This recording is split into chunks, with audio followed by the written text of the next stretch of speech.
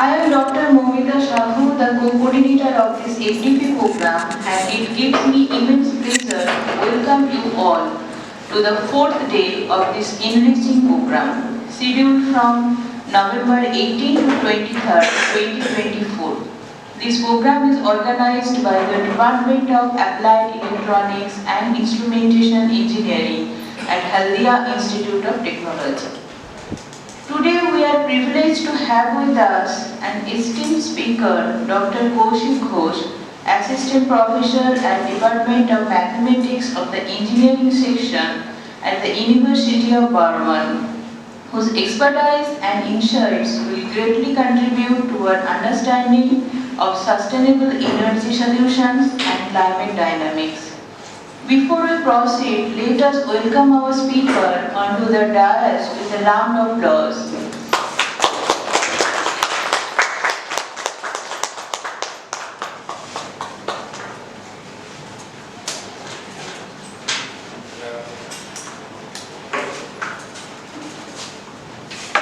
Now I warmly invite our head of the department, Professor Dr. Uday Maji, to the dais.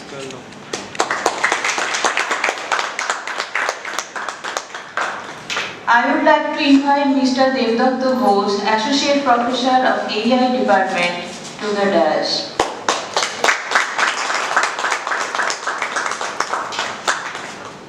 Finally, I welcome our coordinator of this program, Dr. Somu Roy, Associate Professor of AI Department, to the dais.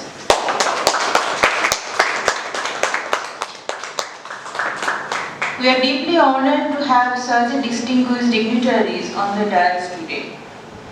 Now let honor the dynamic personality on the dais with felicitation ceremony. Now to honor our esteemed speaker, Dr. Kaushik Ghosh, I request Mr. Devdatta Ghosh to present a plant as a token of our respect and gratitude.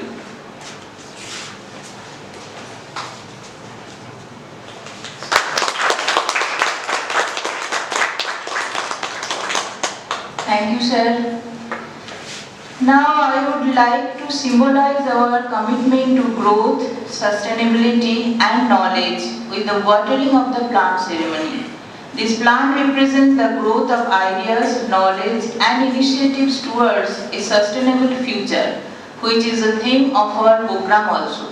I would like to respectfully invite all the dignitaries on the dais to come forward and water the plant.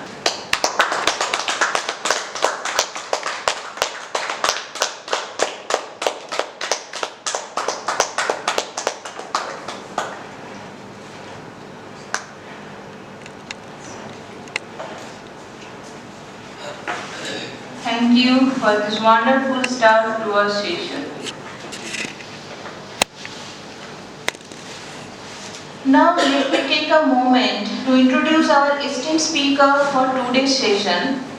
Dr. Kaushik Ghosh is presently at the engineering section of the University of Burdwan, also known as University Institute of Technology. He is working there as an assistant professor in the mathematics since 2006. He did MSc and MPhil in Applied Mathematics from the University of Calcutta, India in the year 1998 and 2000 respectively, and obtained his PhD in Applied Mathematics, Astrophysics from the same university in the year 2004. He has been awarded the Asian Bose Bath Centenary Award by the Calcutta Mathematical Society. He received the Best Paper Presentation Award in the International Conference ICNT Team 2021 on new trends in differential equations and applied mathematics. He was awarded for outstanding paper in the section of Mathematical Sciences at 5th Regional Science and Technology Congress 2022-23, organized jointly by the University of Burdwan and the Department of Science and Technology and Biotechnology, Government of West Bengal. In a nutshell, his research areas are stellar and substellar astrophysics, analysis of time series and statistical signal processing, nonlinear systems and dynamics, mathematical modeling in biological systems, social and behavioral sciences, machine learning and data science. He has around 166 publications in different reputed journals and conference proceedings, and he has presented papers or delivered invited talks at around 190 conferences, seminars, workshops inside or outside of India till date. He has more than 690 citations till date according to Google Scholar. 11 candidates already got the PhD award under his supervision, and presently 3 research scholars are working under his guidance for their PhD degree. He is a life member of learned societies like Indian Science Congress Association, Calcutta Mathematical Society, Calcutta Institute of Theoretical Physics, Indian Society of Nonlinear Analysts, Advanced Center for Nonlinear and Complex Phenomena, and Biomathematical Society of India. He worked as the Assistant Secretary at the tenure 2012 to 15, as the Treasurer at the tenure 2015 to 24, and presently the Editorial Secretary of the Calcutta Mathematical Society, Joint Secretary of Indian Society of Nonlinear Analysts since 2018, Joint Secretary of the Biomathematical Society of India since 2023, and member of Executive Council of Advanced Center for Nonlinear and Complex Phenomena since 2017. Besides his academic activity, he served the Institute also as the nodal officer of institutional reforms under the TECI project Phase 2, a World Bank initiative. We are privileged to have Dr. Ghosh with us today to share his insights and expertise on the topic Impact of Solar Activity Cycle on Earth's Climate. Now, without further delay, let us welcome Dr. Ghosh to lead this session. So, I think we can start now. So, good morning everyone, and I'm quite privileged and honored to have this opportunity to present this particular topic before you. And let me first thank from my end to the entire organizing committee for giving me this opportunity to deliver this talk here. And of course, I feel that you have a certain background of mostly from engineering sections. So I will be dealing with basically not entirely the technological aspects. So I will quite touch the issue of the solar physics. Of course, I will not go to the details of these solar physics in details, but I will just give you the introductory ideas about the solar physics, and I will not bore you about the mathematical discussions with all these quite relevant things. I will touch the issues, and basically what I will do at the final end, I will show you the strategies. So these will be the strategies in future if you want to go with this particular study, if you want to do some research over this particular field, that perhaps will help you in this regard. So what the topic I have chosen here, as you can see, this is the present topic, impact of solar activity cycle on Earth's climate. So it's a kind of, you can see a very remote kind of relation, or whatever you say, correlation between two distant things. Of course, we are inside the solar system, but if you consider the direct relationship between the sun, what we have, our core and very near sun, and with us, the terrestrial climate. So it looks quite relevant as well as interesting, and somehow we feel what can be the possible idea about the relationship between the sun and the corresponding Earth's climate.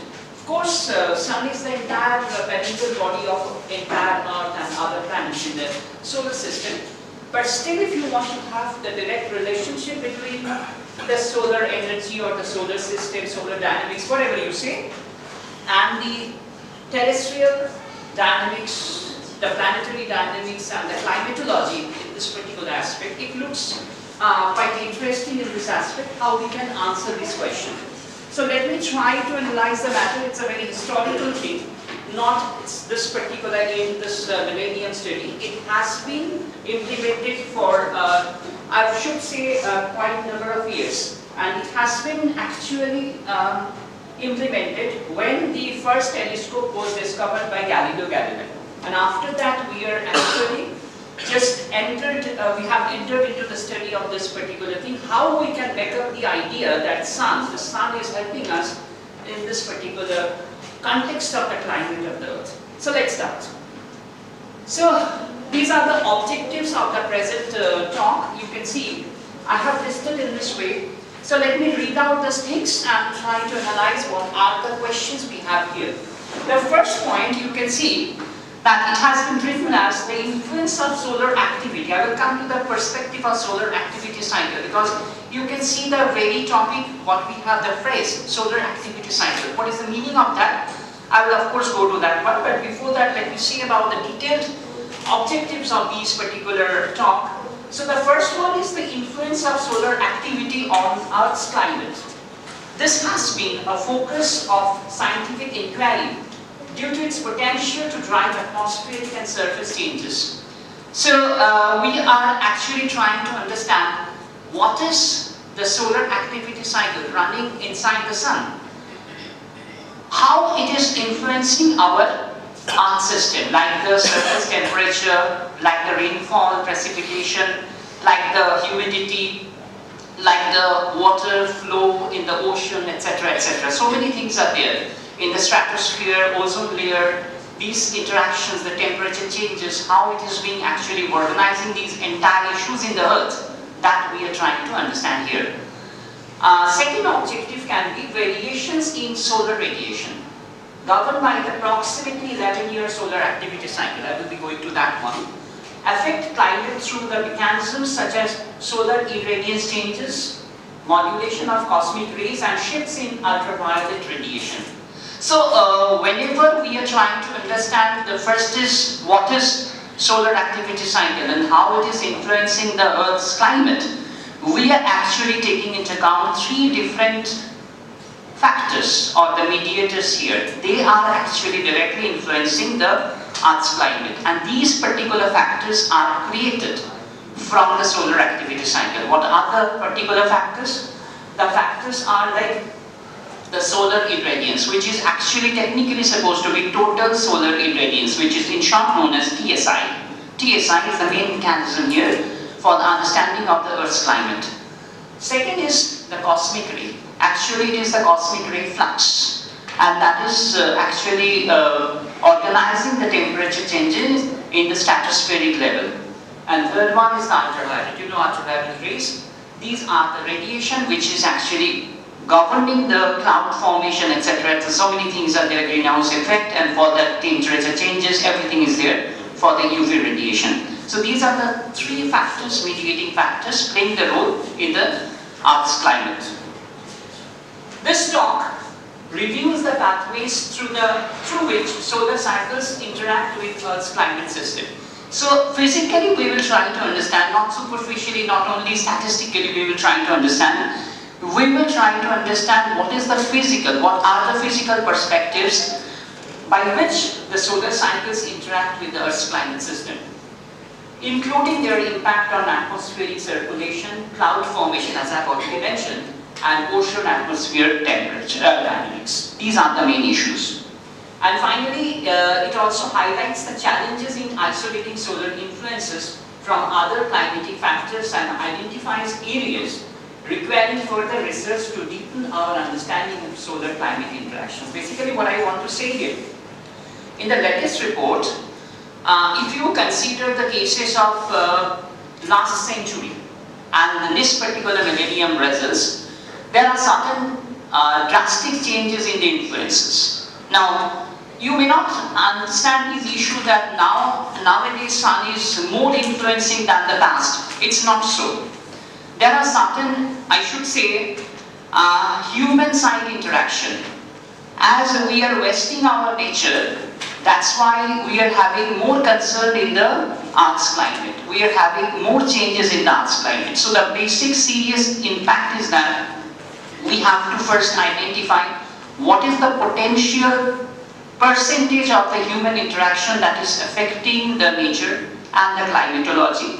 And then we have to consider the subtraction of that particular potential amount. And then we can identify the remaining amount. This is actually created or influenced by the solar cycle. So this is the main job what we have to identify. The 18th century or 19th century issue, if you consider the statistical association between these solar cycle and Earth's climate, this particular thing might be a very pure understanding there. But at this moment, when we have this kind of wastage of the energy and the nature by the human beings using plastic, using different wasted part of these factories, these particular things are influencing the Earth's climate, and that is why it's not so easy to understand what are the main impacts from the human side over the nature. And then if you can identify them, that result should actually make you understand about the solar and the terrestrial atmospheric relationship. These are the points. So let me begin. You can see here, this is the figure. The figure is a sample. The sample is about, during the time, the daily sunspot data observed by the Royal Observatory of Belgium. And the data is actually the daily data, and that is taken from Belgium, Brussels. 26 November was the first date, 1954, and the last date was 31st December 2022. You can see this is the particular website from which the data has been taken, and this is the graph what we can see from the data. Now why I am considering this particular graph? Now let me come to the point. When I consider the case of solar activity cycle, you can see what is actually the solar activity cycle. It means that it is actually the sunspot cycle.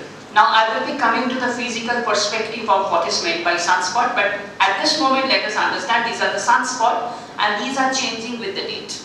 And we have a particular similar pattern of this change of the sunspot numbers. That is why it is supposed to be a cycle.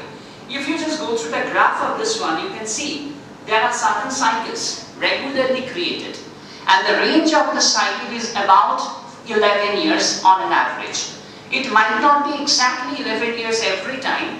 It may be something about 9.5 years or 9 years. It may be around 14 years in certain cases. But in most of the cases, if you just go through the particular length of the cycles, you will find out it is about 11 to 12 years. So we consider on an average, this particular cycle is of 11 years sunspot cycle, which is prominently known as the particular case of solar activity cycle. Now come to the point. The solar activity cycle, often called the sunspot cycle as I mentioned, is a periodic change in the sun's activity and appearance, including variations in the number of sunspots, which is actually the most important thing, solar radiation and solar magnetic field. What happens as we are going to find out the cycle of the sunspot variation? With that, there is a high level of correlation. The solar radiation, as I mentioned, the total solar irradiance, which is actually the main influencing factor and observable factor in the Earth, and the solar magnetic field. Solar magnetic field has a quite amount of variation, exact cyclic variation of 2 cycles. That means 22-year cycle it follows. If you consider one single cycle for this sunspot, what happens? This consecutive 2 different solar cycles, if I consider include them, we will find out exactly 360-degree change in the magnetic field, reverse. That is supposed to be a magnetic cycle.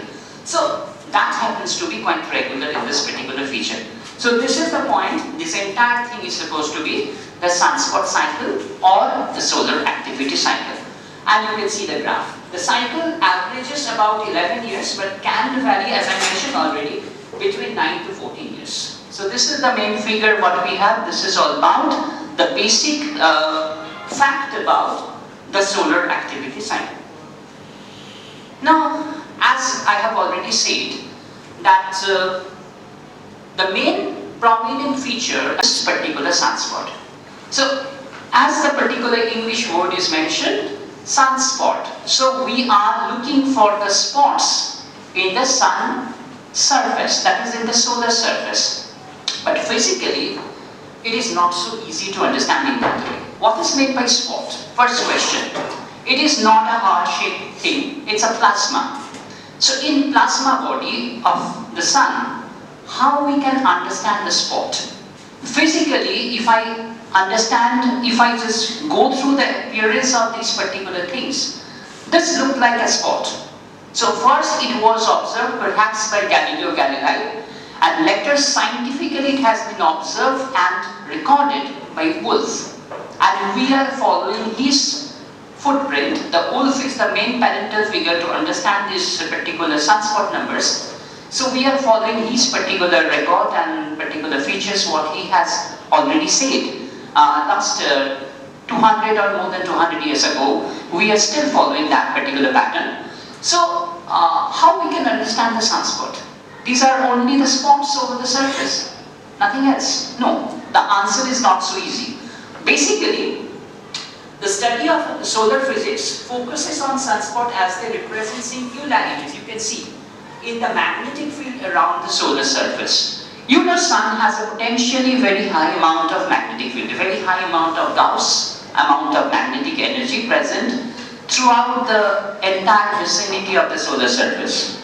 Now, there are certain points, there are certain regions where we can see singularities or discontinuities in the solar magnetic field. And potentially this particular singular regions are supposed to be the sunspots. So sunspots are not the particular dark shade regions which have nothing. It's not so like that. It is exactly interpreted as the singular regions for the particular solar magnetic field.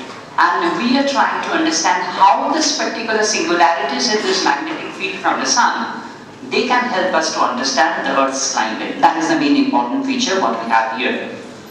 Now the solar surface contains charged gases that produce magnetic forces resulting in magnetic fields, which are visible through sunspots and active regions. So you can see that while we are talking about the solar surface, they actually contain different free charge particles. And that's why we can see a huge amount of magnetic energy produced throughout the entire surface of the sun, the chromosphere region, the ionosphere region, and the photosphere region. And there are certain amount of magnetic fluxes going inside the convective zone. And outside it is creating the solar flares, which are called the solar magnetic flares, which is coming towards the Earth. So this is the entire magnetic field what is being distributed and spread over the sun. And as we can see different singularities there for the particular magnetic field region, these sunspot numbers are very prominent zones where we can actually go for certain research works, where we can understand how this particular dynamics will help us to understand the structure of the sun and the particular potential, the fission and fusion reactions, what is actually being governed every time continuously in the interior and the core of the sun. That's the most important thing. So what is actually, this is the signal, the particular sunspot numbers, these are producing certain signals from the very context of the solar core. What is actually going on inside the core of the sun?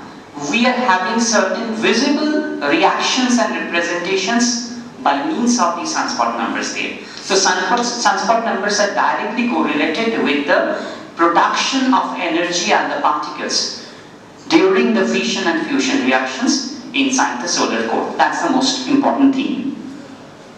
These sunspots are always accompanied by bipolar magnetic loops that penetrate the solar surface. So we are having a kind of bipolar magnetic loops. These are with the sunspot numbers. Every sunspot is actually intersected normally with this particular loops, and that is why we can understand how this particular sunspots are actually creating versatile dynamics of the magnetic field there.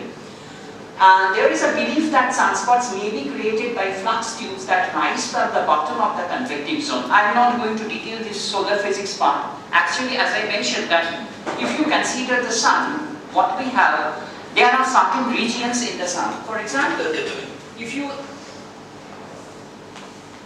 just consider, this is my solar pole.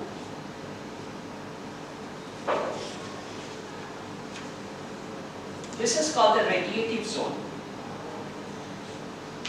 where only radiation takes place. Thermal energy and the particular particles, charged particles, are actually emitted, and they are just transported from the core towards this particular zone by the process of radiation only. But there may be some convection in between. This particular region is called the convective zone. So in this convective zone, we have the extreme level of magnetic fields. So this particular magnetic fields, these are interacting with the outside. This is the photosphere. Here these things are actually taking place, and we can see certain dark spots which are known as sunspots at this level, and these are being created and initiated by means of these particular magnetic tubes here, arising from the convective zones. So this is the main mechanism, simplest way to say about the solar physics in this particular case. Now, the intense magnetic field surrounding sunspots are so strong that they prevent some of the sun's heat from reaching the surface. Consequently, sunspots are characterized by lower temperature than their surroundings. So, how we can understand the relationship between the magnetic field singularity and the temperature fall? So, you can see here what is happening, that when we consider a sunspot, there is a singularity. But this singularity is surrounded by high amount of magnetic fields. So, it is a drastic change. If I look at the graph, what happens? If I consider the region wise, this is the region, and these are the magnetic field. So what can happen? There might be certain cases like this. There is a drop.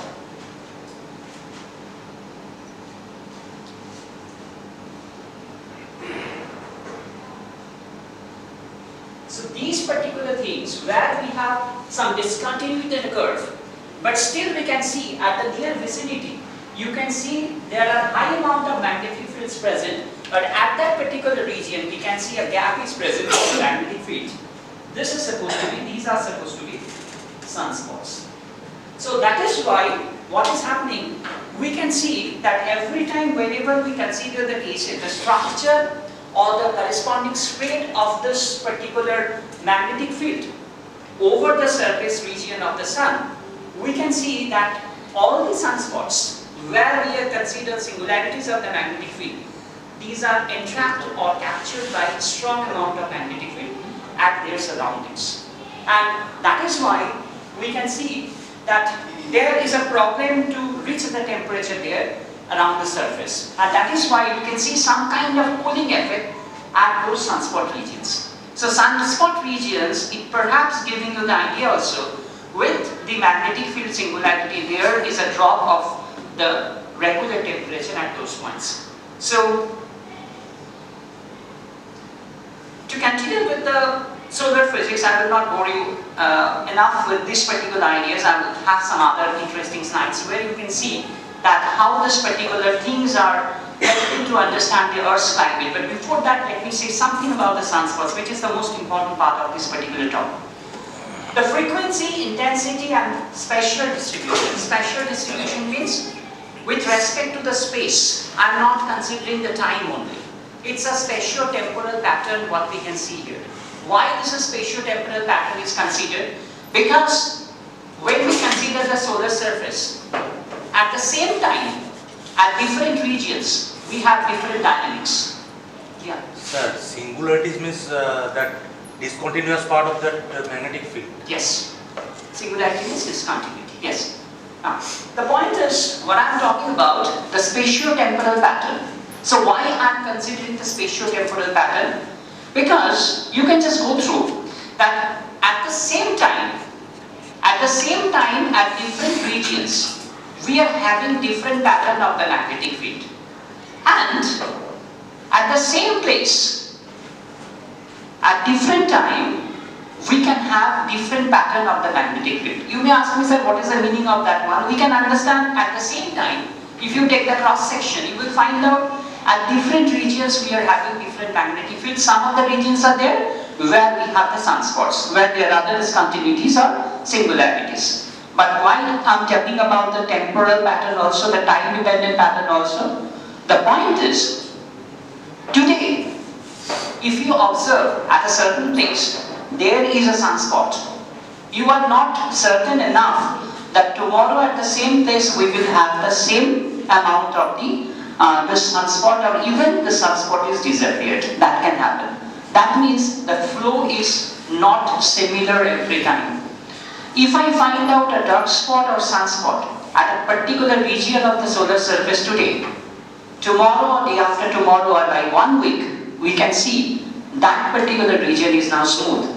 And one more particular sunspot is originated in some other place. And that is why we are having the variations in the sunspot numbers. Even some day-night variations are there. Even there might be hourly basis variation. That means at a particular region, we are watching how many sunspots are generated there. And if I find out today at morning 9 AM at that particular local time, if there are 52 sunspots, 1 hour later it might be 62, 1 hour later it might be 50, 1 hour later it might be 48, something like that. It is changing every time. That means it's a quite regular flow every time the pattern is regenerated and regenerated. So there is a spatio-temporal pattern, and that is why sunspot is a very complicated structure, and every time it is changing the place and the shape. That's why the study is so important. The frequency, intensity, temporal patterns. The frequency and intensity, number of this particular sunspots, amount of this particular sunspot, that means amount of the magnetic field at the vicinity, the size of the particular singular region, everything is changing with respect to space and time. And that is why the sunspot number is very complicated study. Every time we are watching, and we have to be very careful what we are watching at the same place. At certain moment, this will change rapidly by some other time. That's why we have to study, we have to monitor the results, and accordingly we have to store the data. The magnetic field is responsible for causing various phenomena like flares, coronal mass ejection and coronal heating, making it crucial to study the underlying mechanism behind the creation of sunspot and active regions. So, in the particular figure of the sun, I have not drawn the case of the corona. You know, corona means the crown. The crown is supposed to be the corona, and this is only visible at the time of total solar eclipse. At any other time, you cannot watch the corona part of the sun, because the photosphere part is luminous enough to just mask the particular shape and the particular existence of this corona part. Only at the time of this total solar eclipse, every other part is now dark. Only the coronal part is actually seen for certain seconds. And that's why this particular study of the corona could be done at any region over the earth at the time of total solar eclipse, not for the other cases. And if you just consider the coronal cases, the particular corona of the sun, you will find out that there are certain mass ejections. Masses are ejected from the corona part every time. And this particular mass ejection is called the coronal mass ejection. There are different rates of these coronal mass ejection. Sometimes it is zero, sometimes it may be very high, sometimes it may be moderate, sometimes it may be low, but still there are changes in this coronal mass ejection. And of course, there are certain cases of the solar flares. I have already mentioned that the magnetic fields are creating hazards. And this particular fields, these are shock waves, these are coming towards the terrestrial part, towards the earth. This is called the solar flare. And this solar flare, if you know, that this is actually disturbing our system, electronic device system. And whenever we consider these solar flares are very high, we could find out our TV monitor is not working properly, our mobile set is not working properly, where the satellite visions are there, we cannot watch the things properly due to the presence of the high amount of solar flares. Kepler was the first person, as in I'm going to the history, certain amount of history of the sunspot. Kepler was the first person to observe a sunspot using a camera obscura, and he wrote about it in his work in 1607 and 1609. So he was the first person historically who has noted with the help of certain particular camera we have used, and there are certain spots in the sun. So he was the pioneer in the particular world, but he was not convinced about the physical structure and the physical idea about the sunspot, but physically he understood these are the spots what we can see over the solar surface. The abundance of sunspots on the sun varies over time from hours to years, as I have already mentioned, and the sunspot number is an index used to measure these abundance. This sunspot number is actually helping you to understand the number, the potential variance or the variation in the sun. What we can see, I have already shown, or I have already said about the messenger. The sunspot numbers are the messenger of the solar core reaction. So as we can see, rapidly there are certain changes in the sunspot numbers. That means there are certain rapid changes in the occurrence of the fission and fusion reaction in the solar core. That's the most important part of this job. Solar activity has been reconstructed using direct observations of the sun, with the international sunspot numbers being the primary time series used since 1700. Now, physically, recorded archive data is available from 1700, and this particular thing is monitored regularly by this particular team, international sunspot numbers. The series was created by Rudolf Wolf, as I mentioned this name, in the 19th century and has been maintained by his successors. Tribble is one of the person who is actually maintaining nowadays. To put it differently, the abundance of sunspots serves as a useful indicator for understanding the solar magnetic field distribution and surface structure. As I have already mentioned, I don't have the time, but let me tell you one thing. We have done one particular job. The job is like, look at the sunspot numbers and try to understand what is the structure of the sun. How it can be done? Very simple. That consider the sunspot numbers and try to understand at least two things. First thing is, what is the memory? And second thing is there any kind of self-similarity or fractal nature? So to introduce these two matters, first is, let me write something about that one. Perhaps that will help you to understand. First is memory, and the second is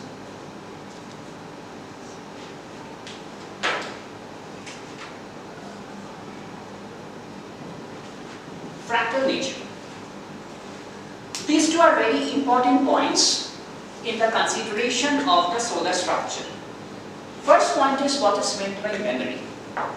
Memory means here that suppose today we observe 52 today at 9 AM morning at this particular place, we observe from this angle there are 52 sunspots what we can note. After 1 hour we are regularly maintaining 1 hour gap. After 1 hour exactly at 10 AM we watch the number is say 54. At 11 suppose it is 56, at 12 suppose it is 52 once again, and so on, so on. We are having a long series of big data suppose with this help of these data dynamics. Now consider we are trying to understand, looking at the present data, can we find out that today's data is influencing some of the future data? Or can we understand that today's data is being influenced by some of the past data? Now if the question is there, and if we can answer the question yes, that we can find out that there is a relationship between the past data and the present data and the future data, then that is supposed to be the memory in the particular aspect. Now we are trying to understand that is there any kind of connection between the past, present and future data of the sunspot numbers. then it will help you to understand the forecasting of the sunspot numbers also. The first point. Now there are certain challenges. I am going to that one, but let us try to understand how this thing can be done. I don't have that particular note here, but let me tell you one thing. There is one very important aspect which is called the Hurst exponent. Hurst exponent can help you to understand these memory analysis. Now, the problem is how we can understand. In short, it is known as the Hurst exponent H. Now, how we can understand the Hurst exponent from the data? It's very simple. Suppose we are having a data like this. Say, we are having a structure of data, say x1, x2 up to xn. A finite data is being collected. The first observation is supposed to be x1 with regular time interval. Second observation, say x2, and so on. The last nth observation, say xn. And we want to see how we can go for the Hurst exponent for the present case. What we can do? We can go for cumulative standard deviation. Now, what is meant by cumulative standard deviation? Let us consider only the very first data, only one single observation first. And you know, if I have only one data, what is the standard deviation? 0. Because on data means standard deviation should be always 0. Now consider S1. This is the first cumulative. This would be 0. S2. S2 means what? It is the first two observations, x1 and x2. And for that we are trying to generate what is the standard deviation. So for x1 and x2, we generate the standard deviation. So it is supposed to be standard deviation for x1 only. It is the standard deviation for x1 and x2 only. For S3 it would be standard deviation for x1, x2 and x3. And so this way it goes on. Right? Now the very important point is, if we just consider up to the last Sn, what is actually observed by the Hurst? You know the history of Hurst. Actually there is a very interesting history here. Again I am going to the history, but it's a very interesting one. Hurst was not at all a physicist. He was not at all a statistician. He was not at all a physicist. He was actually a civil engineer. Yes, he was a civil engineer. And he belonged to UK, United Kingdom, the then United Kingdom. After the Second World War, you know the Nile River in Egypt? It was actually a terror to the people of the Egypt at that time. Why? Because there are certain creation of the flood at any region. You cannot forecast. And that's why after the Second World War, you know, United Nations was formed. And the then Egypt government, they actually asked the UN personnel that can you help me in this regard? We are frustrated. Our economy is actually destroyed by this different flood. So how we can help you? We are not getting the particular issue to be done, to be solved. So I need your help. So even just United Nations different team, they had a meeting, very urgent meeting, and they asked the then United Kingdom, the government of United Kingdom, can you help us in this regard? Then the corresponding government of United Kingdom at that time, they sent the person Hurst with his team in the year 1950s, and they went to Egypt. They stayed there for perhaps 10 years, and they collected the data at different regions, the river bed of the Nile River. You know, Nile River is one of the longest rivers in the world. And they actually had different camps together at different places of Egypt over the river bed of the Nile. This was an empirical study that he was getting some interesting result. What was the interesting result? That is coming here. He got the standard deviations cumulatively. And then he could find out that there is something like the standard deviation at any time cumulatively done. It is proportional to t to the power something. And that something is very interesting. Everywhere he was getting the same result of that index. This is creating a some fixed amount of power. This particular index is unchanged at every places of the Nile River. And interestingly, the value of this exponent is always coming to be between 0 to 1. That is the study he got. It's a very interesting one. That is why he was actually quite interested with the study, but what was the limitation? He was not a mathematician. That's why he could not answer why this is coming.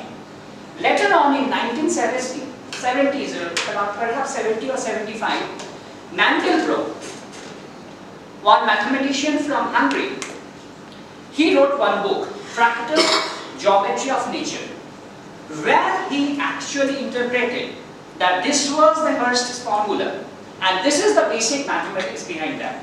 Then the result was actually resolved and then it was popularized. This particular exponent, which is actually used here, this is now known as Hurst exponent by the name of the creator Hurst. This is the story here, and by means of this Hurst exponent, we can understand the memory here. Why this memory is very important? Because we try to understand if the value of the Hurst exponent is 0. This is called white noise. You know what is white noise? You know noise is there. White noise means this is a kind of noise where the mean value is very near to 0. Standard deviations are moderate, that means it's not having very abrupt fluctuations. And of course, the corresponding data of these noise values at different time, at different places, at different spaces, that mean actually independent of each other. That means they are quite uncorrelated.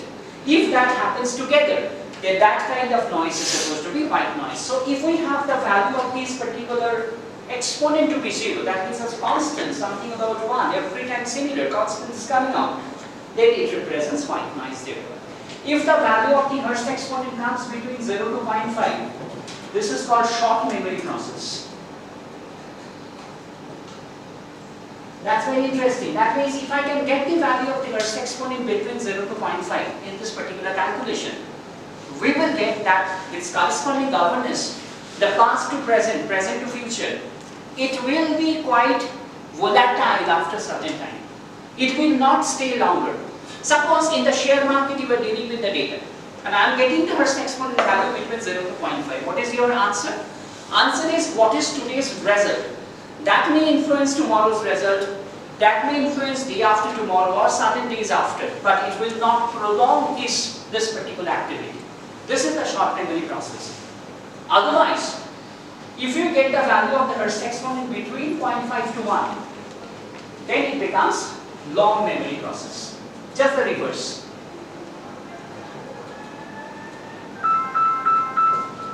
So here the activity is different. If you can see the value of the Hurst exponent is kind between 0.5 to 1, it means that we can stay with that.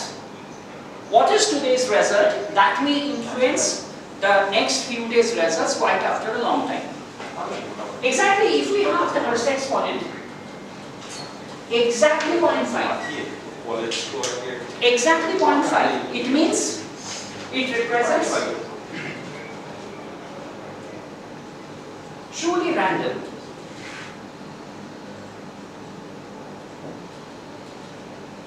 Now what is meant by truly random nature?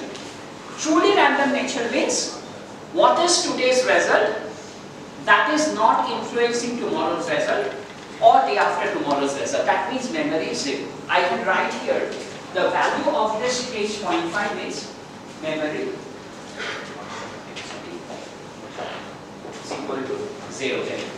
And Hurst exponent exactly equal to 1. That means a smooth signal. Smooth signal means there is no roughness in the curve. You know, if I have a curve like this, if I take the time and if I get the observation here, there are certain kinks that creates the roughness. But if Hurst exponent is equal to 1, this is not to be observed. Hurst exponent 1 means we will have a smooth shape like this. There is no kink, no roughness there. This is actually the nature if we have Hurst exponent exactly equal to 1. That means you can see it's a prolonged case. If it is going down, it will go down for a certain level. It is going up, then we can see it is going up for a certain big amount of level. So this is actually the regeneration. That is why the study of these Hurst exponents is very important in this aspect.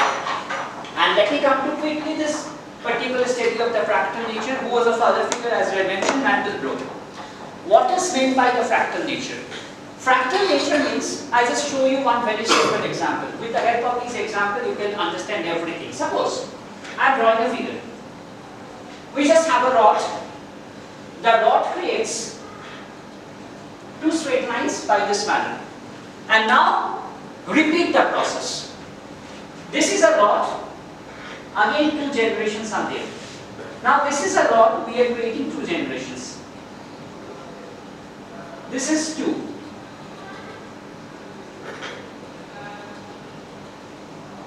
And I repeat, it will look like a tree, isn't it? So nature actually follows this kind of self-similarity everywhere. If you look at the shape of the lightning as curves collide with each other, or if you look at the shape of the seashore, if you look at the shape of any particular organs inside the body, everywhere you will find out that a microphase vision, if you watch through the particular, just watch through one particular section of that one in the microscopy, you will find out what the pattern, what the physical pattern and the statistical pattern being generated. It is quite similar with the entire shape.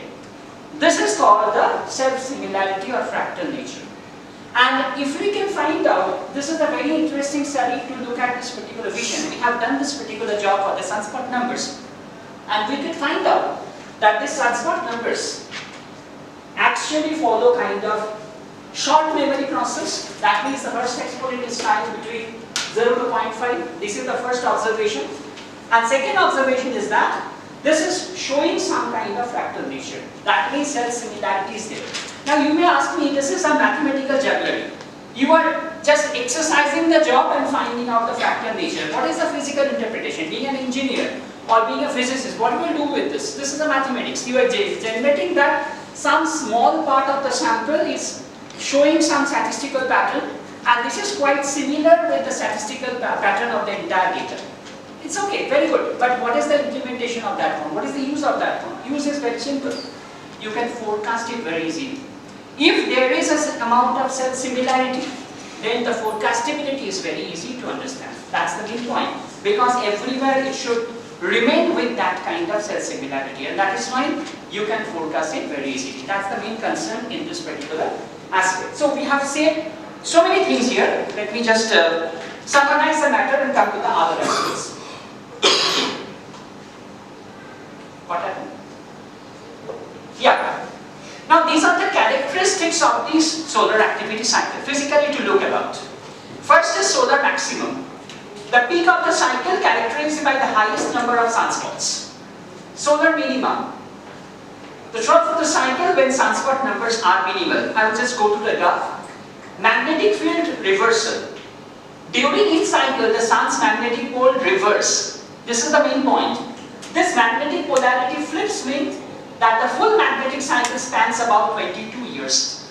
Two different solar activity cycles, if we combine together consecutive two different solar cycles, you could see a magnetic field, total magnetic field by that time. So a magnetic field reversal is taking place is equal to two different consecutive solar cycles together. And solar irradiance, this is the most important part of the job. If you try to understand the relationship between the Earth's climate and the sunspot numbers, this is actually the agent which is called the total solar irradiance. At the mean sun-earth distance, we fit a satellite. And at that satellite, we have a device which is counting the total solar irradiance. The sun's total output, known as total solar irradiance, TSI, varies slightly with the cycle. There is a slight variation, but it's very important. Typically by about 0.1%, which is very feeble, but still it's very important because it's a very sensitive one. While seemingly minor, these variations can influence, that's the most important point, Earth's upper atmosphere and climate system. Yeah. So, these are the phases. I will show the graph list. Sir, sunspot size is not important. Size means amplitude. Sunspot size. Yes, important, of course. Of course. Just I'm going to the graph. You will see that. First is solar minimum. Few sunspots and low solar activity. This is the phase of the solar minimum. Reduced solar flares and coronal mass ejections. You could see that these are quite correlated. If we have less amount of sunspot numbers, there should be less amount of activity for the solar flares as well as the CME, coronal mass ejection. Minimal impacts on Earth's magnetosphere and climate, and that is why as the TSI amount is reduced, the UV radiation flux is reduced. That's why interaction at the terrestrial atmosphere is also reduced. So at the solar minimum, we could see a reduced amount of correlation between Earth's atmosphere and the solar activity cycle. The second phase is ascending phase. Gradual increase in sunspots and solar activity. There's some amount of increasing factor there. Rising frequency of solar flares and CME, that is coronal mass ejection. Third is the solar maximum. Now we have reached at the maximum level. Peak solar activity with the highest sunspot numbers, increased solar irradiance, TSI, UV radiation and space weather events. Of course, you could see a space event with here, this one. Just watch it minutely.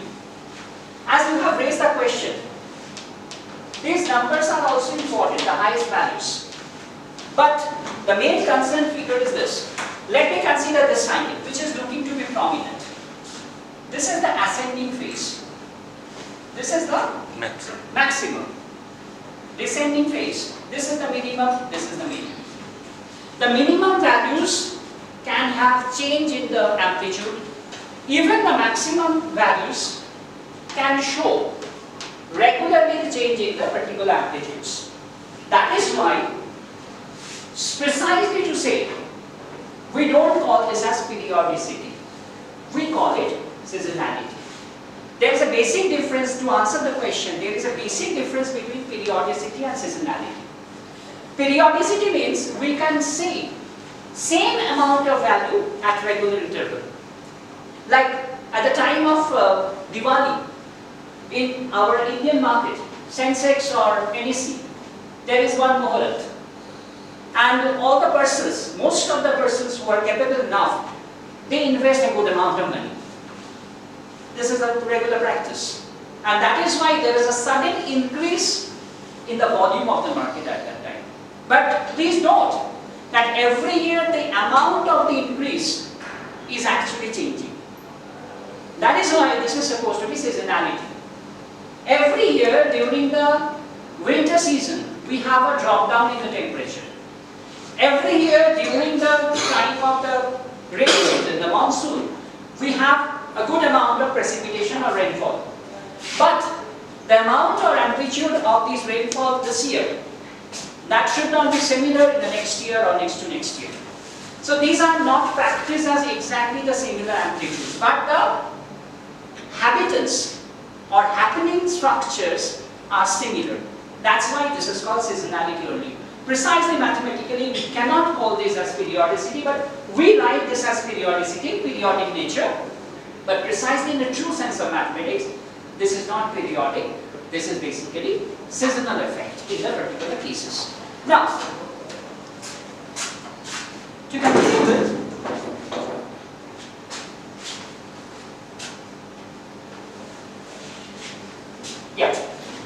now let me come to the mechanisms driving the solar cycle. The solar cycle is governed by the sun's magnetic dynamo, a complex interplay of plasma flows and magnetic fields within the sun. Actually, the dynamo, dynamo is created for the differential rotation. Now, what is meant by differential rotation? You can observe that if you just go to the sun means just observe the case of the sun, you can feel that this is my sun. What is happening? At different radial distances, say this is 0, this is r. R is the radius of the sun. At different radial distances, we are having different amount of omega, angular velocity. And basically what happens, omega r is a decreasing function with respect to r. That means at the 0, at the core, the most rapid amount of revolution is taking place. As it is going towards the surface, it is actually reducing the amount of the omega. This is one job. Thing is not stopped. If you consider the phi, that is called the latitude. What happens? If you just make the phi is equal to 0, that the equator, we have the omega with respect to phi. This is actually the highest. At the pole, where phi is equal to 90 degree, and here phi is equal to 0 degree, actually we are having a change. At the pole, we are having the minimum amount of this velocity, and at the particular equatorial plate, we are having the maximum amount of velocity. So there are two different things taking place simultaneously. The radial effect as well as the corresponding latitudinal effect. These two are taking place together and creating a complicated structure of the differential rotation inside the sun. And that is why, due to this differential rotation, a solar dynamo is working. And due to the solar dynamo, we are creating a magnetic field. And most interesting, this is a good physical story, that when a magnetic field is generated, magnetic field is so jealous. How the jealousy is taking place? When the magnetic field increases with the rising in the differential rotation, this magnetic field tries to drop down the omega. This is called magnetic braking. As we brake the speed of a car, similar way, as the magnetic field increases, it tries to put a brake in the rotation rate. But what happens? This is a necessary evil. What is that? When the particular omega reduces, the amount of this magnetic field also reduces. So magnetic field gets weaker. And as it's getting weaker, it has a less amount of magnetic braking there. Then the omega rises once again. Again, as omega rises, the magnetic field also rises and it again puts the brake. The story continues. And that is why this particular thing is called magnetic braking, and that is why this particular thing is creating a kind of dynamo. This dynamo is helping us to understand this particular physical investigation of the sun's complex interplay of this plasma flows and magnetic fields. The sun rotates faster at its equator than its poles, as I mentioned. This differential rotation stretches and twists magnetic field lines, leading to the formation of sunspots and active regions. This is actually helping you to understand why this sunspot, these discontinuities are created, singularities created, because magnetic field is disturbed and it is also disturbing the particular omega. That's why these singularities is created. If you find together, so many persons are involved, there will be certain clubs of finds and some places where you can find out this is absolutely a hollow space. That's the thing is happening. In a crowded place, when different persons are interacting, two different groups are interacting with each other, with a chord or certain finds are there, you could find out there are certain clumps together. Not like a pair every time, created uniformly every time. Like there are certain clusters are formed, and apart from the clusters, some hollow spaces are formed. These hollow spaces are supposed to be sunspot numbers. And as that particular magnetic field, velocity, etc., everything is changing, the clumps are also changing together. That's why there is a variation in the sunspot numbers. This is actually the physics behind the story. Now the convective zone, already I have shown you the figure. The turbulent plasma motions in the convective zone amplify and reorganize magnetic fields, driving the sinus periodicity. You could see as the radiative zone is there, this radiative zone actually creates some kind of pulsation. Pulsation means, like here, suppose if I have a drenched cloth, what do? You just drive it together in this way and try to just put out the water from it. Similar thing is happening. The particular oscillation is being placed, the impulses are taking place, and due to this impulse, what happens if this is the core? After that, this zone is there. Say this is my zone. This is squeezed and opens up. The energy is now radiated from this place to this place.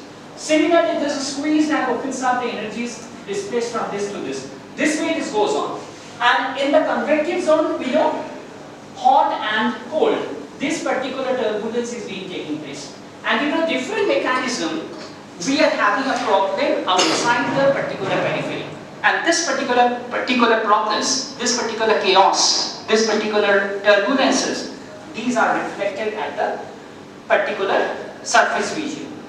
Meridional flow, a slow circulation of plasma from the sun's equator to its poles, and that affects the regeneration and polarity reversal of the magnetic field happening. A very small amount of circulation of plasma, it is actually going from the equator towards the poles, and after a certain time you could find out some of this amount is coming back from this pole towards this equator. What can happen? It may not be always so disciplined like this. You cannot expect always that it is going this way and disciplinedly it is coming back this way. It can happen in this way. It is going this direction and then it is coming back in this direction. So there can be some standing waves created due to the collision between some of the particular tubes, and that can also happen in this particular cases. So many drastic changes are there we can expect inside this particular surface as well as the radial distances. So now come to the very interesting features of this activity cycle. Some historical results, and why this historical results is said, we could find out the reflection of this particular event in the Earth's atmosphere also. See, first is grand solar minimum, which is also known as Maunder minimum. You could see there are significantly this particular zone, you can see almost 70 years span, there was no amount of sunspot recorded inside the sun. And that is called the grand solar minima or Maunder minimum. And this is actually why this particular historical note is taking place, because at that time also there was a historical record. Earth faced a very cooling effect at that time. So due to the sudden minimization of the sunspot numbers, we could see a drastic effect in the Earth's climate. That's the main important thing, Maunder minimum. Grand solar maximum. At the mid of this 20th century, we could see a very high amount of these amplitudes of these solar cycle events and the sunspot numbers. And at that particular time, historically it was noted that the particular temperature, Earth's surface, means Earth's surface temperature was also higher than the previous records. Cycle amplitude variability. The strength of the solar cycle varies. For instance, when we consider the solar cycle 24 during 2008 to 2019, weaker than its predecessors, sparking discussions about long-term solar activity trends. As she was asking the question, amplitude also a particular theme which is to be noted. At the time of solar cycle, but still with this minor change, it is so sensitive that helps you to understand the Earth's climate. Second is ultraviolet radiation. UV radiation varies more significantly than TSI. That's why the study is so important here. And it actually directly affects the ozone layer. So we could relate that ozone layer change and the UV radiation flux, and we could get a good interpretation of the answer. Third is the cosmic rays. The solar cycle modulates cosmic ray flux, and these impacting cloud nucleation and potentially influencing Earth's energy balance. So if you get the data of the cloud formation and energy balance data, and together we try to get the statistical association with this particular cosmic ray flux and cosmic ray data, we could find a different kind of statistical association between them. That's the most important thing. I'm coming to the strategies, of course, after showing these things. I will tell you how the strategies can be made to understand these long questions. Now, these are the space weathers, what we are talking about, solar flares, intense burst of the radiation that is being observed, and primarily during solar maximum, we can see a good amount of solar flares, and that can disrupt the communication and navigation systems on Earth, as mentioned earlier. Coronal mass ejections, massive burst of solar wind and magnetic fields, leading to geomagnetic storms. Massive amount of mass is being ejected from the surface of the sun due to the rotation, high rotation speed. Auroras, at the northern part and the Scandinavian countries, it's a very regular event. enhance auroral activity, northern and southern lights during solar maxima. And you could know that this year's, we have seen this particular aurora, which was never observed like in the UK's and different parts of the European countries also. Why this is happening? Because at that time there is a high amount of these maxima is taking place. That is why aurora was visible at a significant part of the globe. That's the most important thing. Space weather hazards, as mentioned, disruption to satellite power grids and communication during solar maxima, increased radiation exposure for astronauts and high altitude flights. This is a technical problem what we can see in the solar maxima type, the second point. Heliosphere. Heliosphere means actually we superficially try to understand if you create a particular sphere and we consider this sphere is actually the potential zone in the space where we are having the effect of the sun. What is happening? Due to the different variation in the solar cycle, the size, the radius and the volume or the bulk of this particular heliosphere changes every time. And that is creating some amount of disturbances also in the solar system. And Earth's atmosphere, what is actually the reflection in the Earth's atmosphere? Upper atmosphere can see that these changes in TSI and UV radiation impact the thermosphere and stratosphere, altering temperature and atmospheric density. This is one observation in the particular Earth's climate.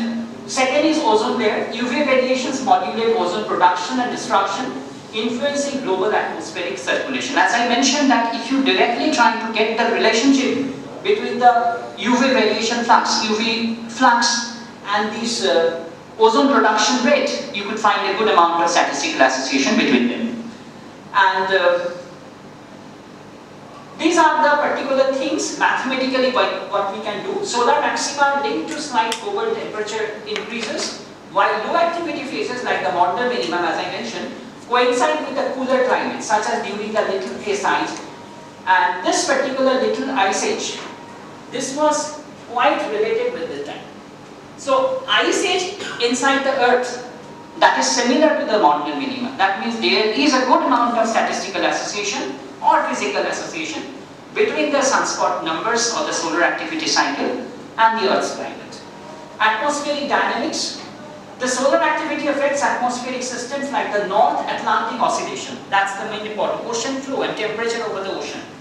And Arctic Oscillation, influencing regional climates by altering wind and precipitation patterns. So what we can do here, we can get the analysis of these solar activity cycle data, sunspot numbers data, and the temperature, mean temperature over the Atlantic Ocean or the Arctic Ocean, and get the statistical association. Or we can try to understand what are the precipitation, rainfall data, and try to associate statistically with the total solar irradiance data or TSI data and the corresponding sunspot numbers data. So these are the investigation what we can make here. Ocean atmospheric interaction, as I mentioned, El Nino, La Nino, these are quite affected with the TSI and the UV radiations. So these are the interesting potential study what we can do in this particular perspective. Now, these things I have already mentioned that climate models increasingly incorporate solar activity to assess its impacts. General circulation models have been used to stimulate climate responses to solar irradiance fluctuation. These are some of the works you could just go with. I have the references. I think this will be shared to everyone, this particular slides. So you could see the references list at the last, and you can go with the references. I have mentioned where are the applications of the references in my talk. You could find out at this particular paper, these particular studies were made. And see the stratosphere-troposphere interactions. UV-driven heating in the stratosphere can modify circulation patterns, highlighting a key pathway for solar effects. And third is cloud formation and cosmic rays. As I mentioned, that cloud formation, the change in the cloud size, formation and deformation of the cloud shapes, these are absolutely influenced by the cloud formation, cosmic ray, cosmic ray flux. And these experiments at the CERN's cloud, these were interestingly done at this level. So the future scopes, I am coming to this point. Improve climate models, enhance solar forcing data and mechanisms for UV and cosmic ray effects, are needed for better simulation. These are needed. These are the suggestions. We can do more with this particular work in future. Second is reconstructing historical solar activity. This is a very important job.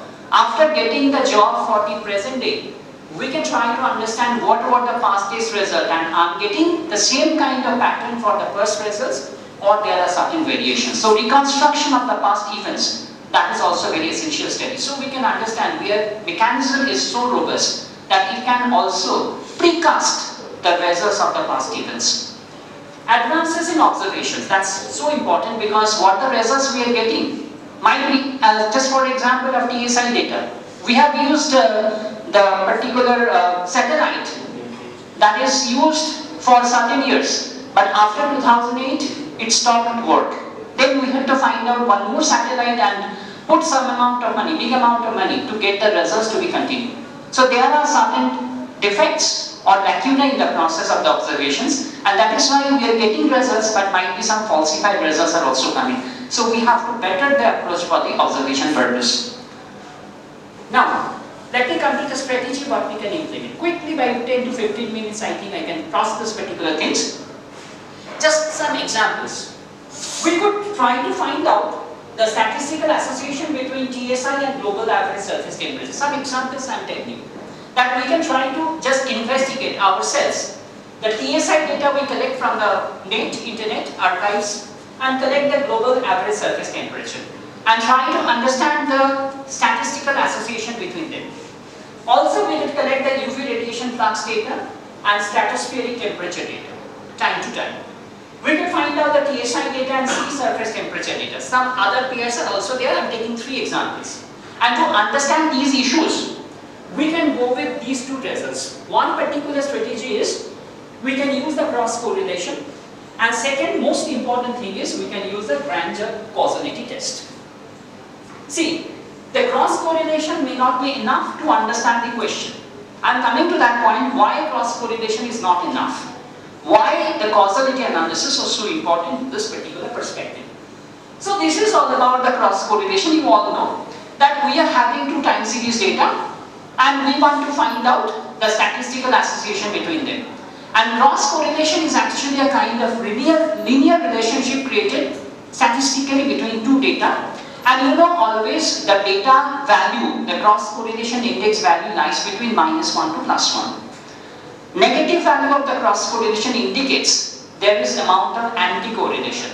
That means if one increases, the other will decrease. Positive correlation means it is one increasing with the other. Zero correlation means if you get the value exactly 0, that means there is no linear relationship between them. Please don't consider that if you are having the value of the autocorrelation coefficient exactly 0, please don't say that they are having no relationship. It might have some relationship, but it may be non-linear relationship. From the perspective of the linear relationship, this is absent if we have the value of the cross correlation to be 0. Now, with the help of these cross correlation, very easily, you know the formula, this is the formula, what we have of the cross correlation coefficient. We can find out the data, xi in the first series, yi in the second series, x bar is the average of the first series, y bar is the average of the second series, and Sx is the standard deviation of the first series, and Sy is the standard deviation of the second series. With the help of this formula, we can find out the R, or the rho, which is the cross correlation coefficient. And then we can study this particular thing, what is happening there. But the problem is, why this cross correlation is not enough? There are certain limitations. Why we have to go to the study of the causality analysis? There are the ones. The first point is that when we consider the cross correlation between 2 finely discrete signals, this may not always help us to identify the direction of the relationship. That means, suppose, let me just go back to the financial market data. Suppose we are having one side Indian market, another side is say Hong Kong market. Say we are dealing with say Hang Seng data and Sensex data. Now we are seeing that this particular Sensex data and the Hang Seng data, they are having a value of the cross correlation say 0.76 or 0.86. That means a good amount of positive correlation is there between these 2. So we can expect that one increases means the other is also increasing. But there is one question. Can we understand in this case that Indian market is influencing Hang Seng? Or can we certain enough that this Hang Seng is influencing Indian market? Or both are influencing each other? Or there is a superpower like say USA or something else? These are actually influencing both of them. That's why it's apparently looking that they are quite related to each other. But exactly the relation is not like that. Maybe some complicated thing, all the things are together. That means there is a relationship from India to Hang Seng. There is also a relationship from Hang Seng to India. There are one US-like factor which are actually influencing both of them. These three things are taken together and create a good amount of relationship. So everything can happen.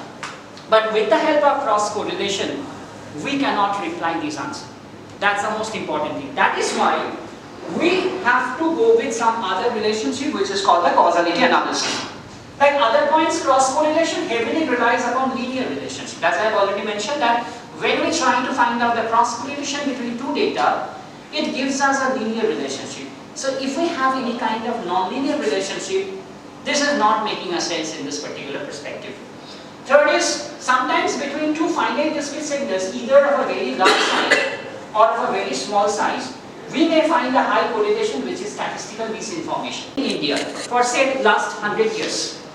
And temperature, surface temperature or precipitation in USA for that same amount of 100 years. I can guarantee you will get a good amount of statistical relationship between these two things, but they are not related. Why this is happening? Because these data are quite large enough and this is a statistical misinformation created. While we are taking a very large data and trying to fit them together, they are somehow fitted. And that's why it apparently looks that the good amount of statistical association is there, but actually they are not related together. That's the most important thing. So that is why we have to have some other alternative method to understand these issues. And that is why the Granger causality test. You know, Granger was an economist. He got the Nobel Award for this particular job, for this particular work. What he did, these are the questions. In 1969, he wrote this particular article where he tried to understand that one factor X is there, highly correlated with another factor Y. Statistically, we can find out using the cross correlation. But we have to believe what are the questions and how we can answer. First option is X may be the cause of Y. Second option is Y may be the cause of X. Third option is some other third factor Z may actually be the cause of both X and Y. Like USA, influencing both Indian market and say Hong Kong market. There may be a combination of the above three cases. Some issue is first, some of the issue is second, some of the issue is third. And last one is quite complex. This apparent relation is so complex or passive that it is more effectively called a coincidence. A sufficiently large sample size may reduce the chance of a coincidence, provided systematic error should not play a significant role in the experiment. So these are the different causes together coming, and you have to understand by means of some statistical relationship how and why this particular thing is working and why this is not working. So you have to extract the correct answer from these particular options. So this is called correlation equals causation fallacy. So what we do here, we consider two different time series. One is X with the same size with Y. And like first case is if both the data are stationary. Stationary data means statistical relationship, statistical patterns like mean, median, mode and standard deviations. These are quite similar at different time phases. So if I have both these series X and Y, both are statistically, say these are quite stationary, then we can directly use the Granger causality test. But both are non-stationary. Then what we can do? Non-stationary means at different time spaces, at different phases, we could see abrupt change in the statistical mean, median, mode or the standard deviations. So in that case, we can take the difference or subtraction between two consecutive data. That means suppose our data is x1, x2, x3, etc. We may regenerate one more time series like y1 is equal to x2 minus x1, y2 is equal to x3 minus x2, y3 is equal to x4 minus x3 and so on. That means consecutive difference between two consecutive data is taken. Then we start the process. Let's see whether the graph is now showing some kind of similarity or not. If yes, stop. Otherwise, second round. If y's are not so sufficient to understand this sectionality, then go for z. So z1 should be y2 minus y1, z2 should be y3 minus y2 and so on. After 2 or 3 rounds, perhaps you will find out the stability of the stationarity and then start the gradual causality test. This is the main important aspect. This is the primary checking at the level. So what is done here looks mathematically quite hazardous in this aspect, but it's very simple. We do the analysis, we create some kind of hypothesis testing. What is that? Suppose my present observation is say a yt at time t. So we put a delay t minus tau for x and try to understand whether yt is related to xt minus tau or not, and try to understand the statistical significance of the test, whether I'm getting a good amount of significance or not. Parallelly, go for the reverse. That means look at xt and see whether xt is related with yt minus tau or not, and try to understand comparative study. What is the most sufficient way to understand the statistical confidence level? Suppose to xt to yt minus tau I am getting 90% confidence. For yt to xt minus tau I am getting say 75% confidence. So put a threshold. That means before the threshold, lower the threshold, I will not consider the answer. Above that threshold, I will consider the answer. Suppose my threshold is 80% or 85%. So yt to xt minus tau fails. Only xt to yt minus tau passes. That means x is depending on y. That is my answer. If both the way I am getting above the threshold, that means both are influencing each other. This way my understanding can be actually carried forward. Both of them are coming less than the threshold, that means they are having no association with each other. Only the cross correlation values, pseudo results are coming out, but actually they are having no kind of cross correlation or any kind of association between them. This way the causality test can be understood. Granger got this Nobel Award for doing the job. He did the linearity thing. That means he tried to understand whether there is a linear relationship between xt and yt minus tau or yt and xt minus tau. Now thing is more advanced.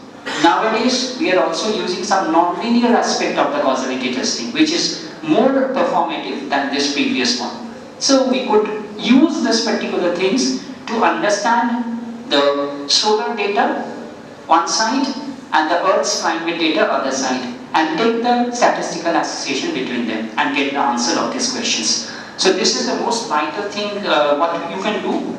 This is my suggestion. You can, if you are interested with this job, go with this particular study and try to get the answers of these questions in this way. So now I have this references, a long list of references. Perhaps most of these things are quite freely available from the internet, and you can see this is the last two particular thing. Last one is the sunspot data, the archive from which the data can be available, and the space weather prediction center, where you can have different atmospheric data. There are other NAO, etc., etc. We can find specifically the data for the Earth's climate, temperature, precipitation, mean ocean temperature, etc., etc., from these particular things. So you could find out the association between them in the answers of these questions. So thank you everyone for your very kind attention. If you have any question or query, please. This is not going to be understood that universally it is accepted every time. So there is one particular thing which is supposed to be the robustness of the study. Robustness of the study means, say for example, I am just going to other part of the job. See, why prediction in the election in European countries or US better than Indian? This is actually due to the heterogenic structure of the Indian behavior and population. More or less, in in European countries, we are having small countries, they are having a good amount of homogeneity. So if you put a survey, some queries are there for these people. What the answers we are collecting in the survey purpose, these are quite befitting with the natural results. Because we are having the similar kind of reflections, almost similar kind of reflections at different cross sections of these European communities. And more or less in the US communities, there are certain heterogeneities, but not like India. That is why if you go with good amount of statistical calculation, you can get a good answer of these questions. And that is why the predictions are very good for those countries, but not for India. Why? There is a good amount of heterogeneity in the process. Just have two examples. One is, suppose you, for a certain region, for a certain cause, don't like a political party, say X. And I, at the same place, for the same reason, like that political party. You, staying in Bihar, don't like the political party Y. And you stay in West Bengal, you like the same political party Y in West Bengal. There are certain special effects, certain issues, natural instincts like in Kerala, in West Bengal, in other regions, we are having a good amount of variation in our culture, in our daily habits and practice. These heterogeneity is so much. That is why if you put some question, the answer of the question has so many dimensions. And that is why we cannot predict it properly. This is called the heterogeneity in the process. To answer your query, why you just put this question here, if you have a good amount of heterogeneity in the process, suppose if you consider the sun, first of all you have to believe whether the terrestrial atmosphere, whether the solar activity, are they supposed to be homogeneous or not? I just consider the case of memory. Suppose I am getting the memory 3 every time. This is a homogeneous memory. But still there is a question, whether the pattern of the memory what we understand, are they similar? So there arises one more question. These are called homoskedasticity and heteroskedasticity. For example, suppose I believe that today's result can be understood by last 3 days' result. And you are having a linear relationship today. Like if I have xi today's result, this is something omega naught plus omega 1 xi minus 1, last day's result, plus omega 2 xi minus 2 plus omega 3 xi minus 3. So this is the memory 3 effect for today. But few days later you could find out that this xi at some other day, this is equal to omega naught plus omega 1 xi minus 1 whole square plus omega 2 xi minus 2 plus omega 3 xi minus 3 whole cube. Memory remains 3, homogeneous, but equations are changing. This is called heteroskedasticity. So we do have certain other things also. Don't please understand that homogeneity is enough, heterogeneity is enough. It's heterogeneous, it's complicated. But if it's homogeneous, please don't feel certain that it's okay, done. Every time I will get the same pattern, not always. Second round checking is, are you getting the similar kind of equations at the behavior for the same memory size, 3 or 2 or 4, whatever it is? May not be always. Equations are changed, but the memory remains the same. This is the pattern of the homoskedasticity and heteroskedasticity. So these questions are to be understood. That is the answer of your question. Okay. Any other question? Yes. I have general query. Yes. That you talked about modern minimum. It's a matter of 16th and 17th century. So that actually the scientific mind of that time, they had the practice to count the sunspots at that time. So what is your comment that over these 400 years, the measurement techniques have drastically changed. For example, 100 years back we had no satellites. Yes. Another 100 years back we had no definite measurement techniques. Another 100 years there was no serious practice of counting them at all. So what is your comment on this effect of this drastic change in I should say technology over this sunspot measurement? Yes. Because honestly some point I thought that Maunder minimum was not at all over there. It was a lack of our counting techniques of that century. That is the effect of that. So maybe stupid thinking, but what is your comment? Yes, the point is, this is not physically verified. First is whether there was a glitch in the particular calculation or something like that. My comment is that the glitch for 5 or 10 years might be okay. Glitch for 70 years around, this is perhaps abnormal. So may not be for 70 years, but perhaps about 30 or 40 years at least there is a problem in the sunspot numbers. So that is a rational thinking in this perspective. But the main context is that if it is some abnormality for at least 1 year, that is still abnormal. Now the second query is, there are two things for the observation. Suppose I am making a mistake to understand someone. Like 2 years before, I did have a different mindset. So I recognized at that time Tomal and Shommo. And today how I recognize Tomal and Shommo, that might be different. So if I look at the person specific case, that how I deal with Tomal 2 years back and nowadays, or how I dealt with Shommo and nowadays I dealing with, that might be different.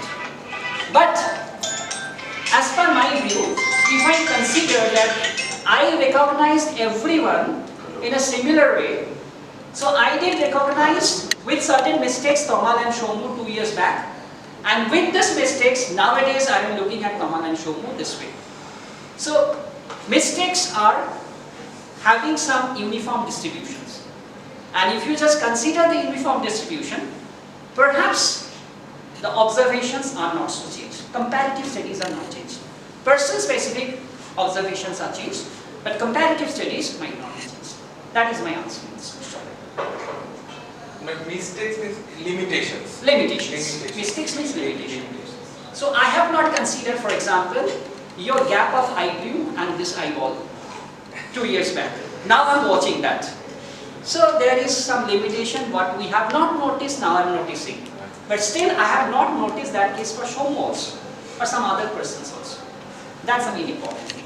My observation view, if I have a device had certain limitations, and that limitation was actually carried for all the observations.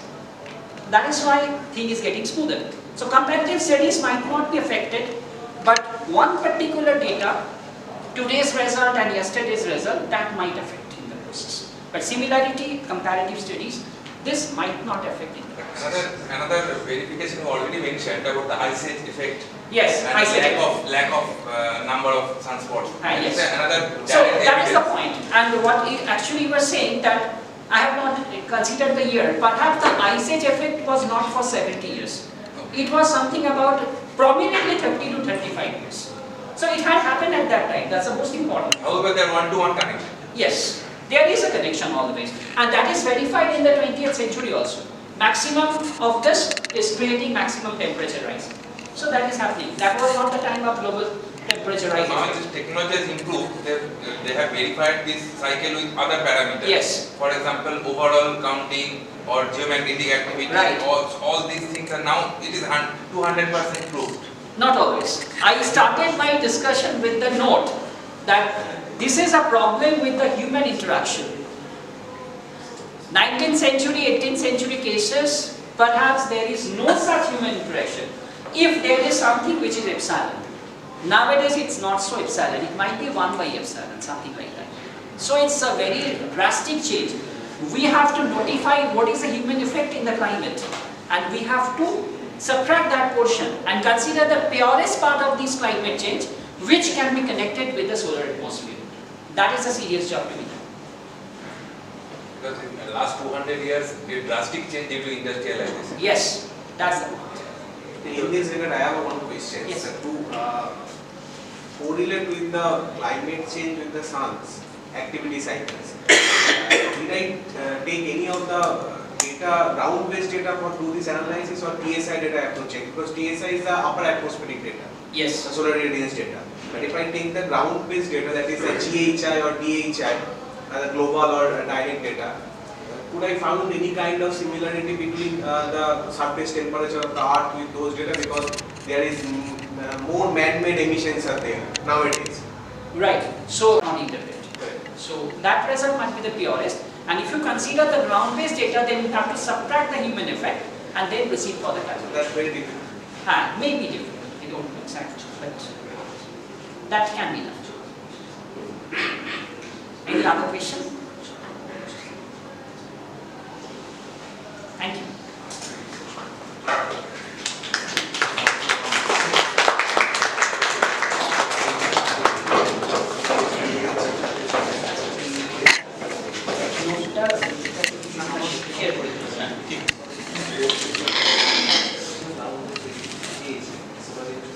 Thank you so much, Dr. Ghosh, for delivering such a compelling and well-articulated presentation. Your engaging delivery and ability to make complex concepts accessible reflect not only your expertise but also exceptional skills as a presenter. In this session, Dr. Ghosh provided an in-depth overview of the solar activity cycle and its 11-year periodic variations in sunspot numbers, solar flares, and magnetic field strength, highlighting its significant implication for Earth's climate. The talk covered mechanisms such as total solar irradiance, ultraviolet radiation, solar wind, and geometric field interactions. Now, he has also discussed Granger causality test and cross correlation test. And after that, the speaker also discussed regional climate variability, emphasizing the solar cycle's role in shaping temperature and precipitation patterns, particularly in regions like the Arctic, Europe, Asia, and the tropics. Now, paleoclimate evidence was a key focus by demonstrating how solar activity minima and maxima have historically coincided with cooling and warming trends respectively. Finally, the speaker touched on the integration of solar forcing into climate models, underscoring its importance for predicting future climate scenarios. So once again, we extend our heartfelt thanks to Dr. Ghosh for this exceptional presentation and for enriching our knowledge in this fascinating field. Now, before we move on to the next part of our program, I would like to take a moment to thank our speaker once again for his time and expertise. We would like to express our gratitude to Dr. Ghosh for his enriching session. To do so, I would like to invite Dr. Oshim Haldar, Assistant Professor of AI Department, to present the token of appreciation to Dr. Ghosh.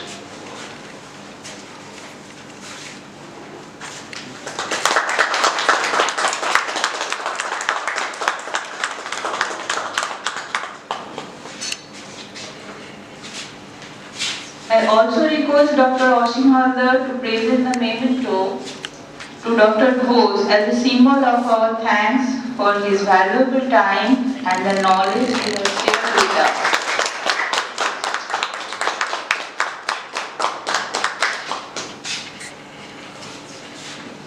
Dr. Ghosh, we are truly honored by your presence today.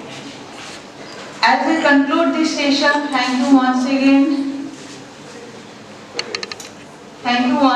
to our esteemed speaker and all the participants.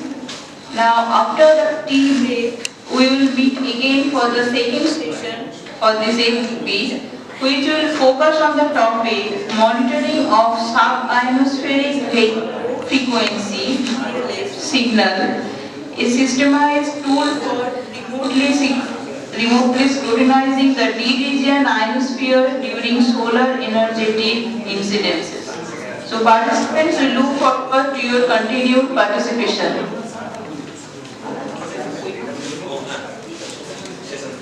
So with this note, we conclude this session and I warmly invite everyone to join us for a group photography.